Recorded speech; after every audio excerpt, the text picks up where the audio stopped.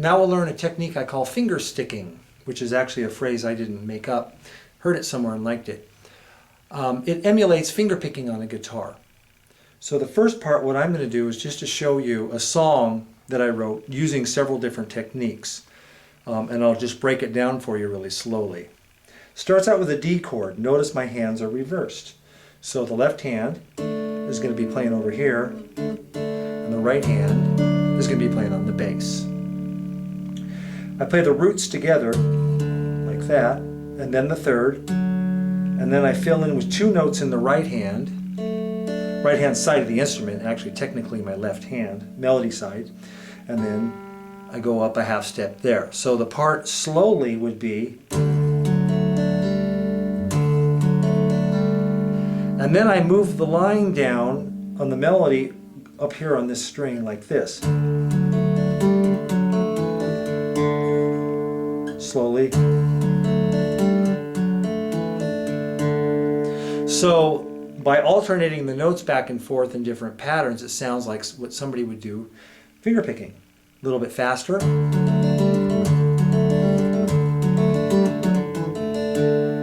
Then I go to a B minor chord and keep this chord the same. And that's very much like the arpeggios on an earlier lesson. Then this moves to A and this moves to A. And then I move back up to the B minor, but this drops down. So that actually is a C over here and a B minor over here. I mean, excuse me, a G over here and a B minor over here.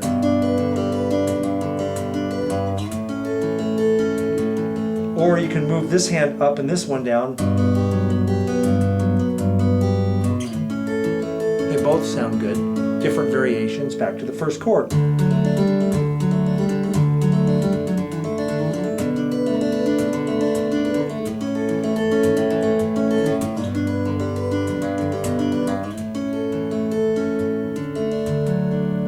So that would be the first part. Another part that I throw in, and I kind of improvise when I play different parts, is to play the chords simultaneously. So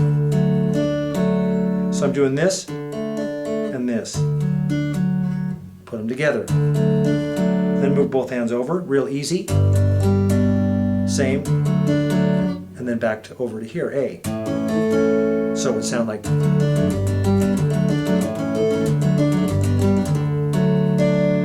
So that's another technique that you can throw in. Another one is I will play the notes like this scale and alternate with this hand like this. And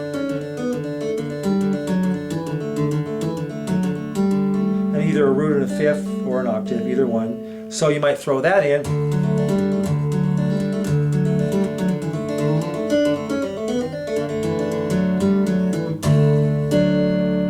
So that's a lot of the reversed hand. Now the other way that I do it is I play it more in the traditional position where I'm playing a D, root, octave, and then a higher fifth. So one that I like to do here is alternate these two notes with these two notes. And I'll play the bass on the first note. And then I'll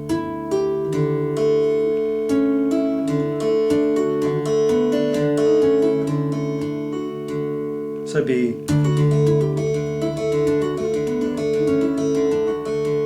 or I could play the bass more often.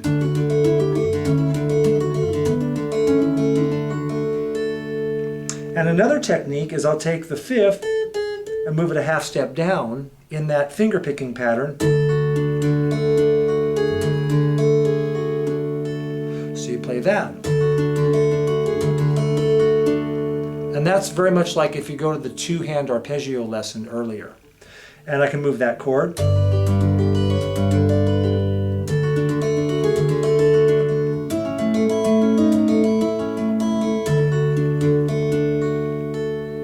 And another technique that I might do is I would actually play the D here and then alternate on the melody like this.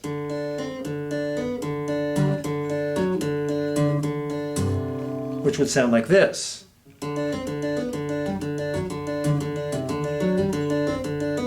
Sometimes two notes, and And I can randomly put that in wherever I want. But what I like to do is hold the bass note down. It sounds much fuller. So with my index finger, and then I play the part.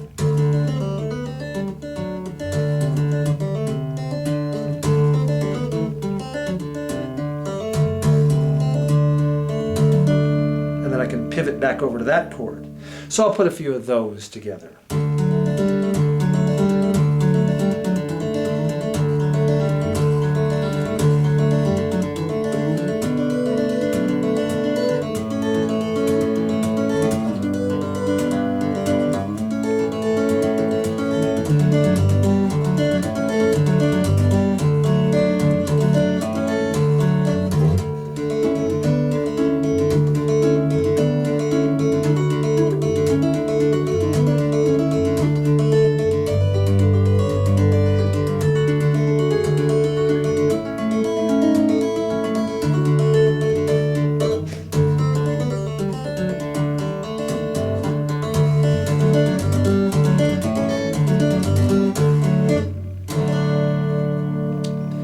So there's a little insight into that style.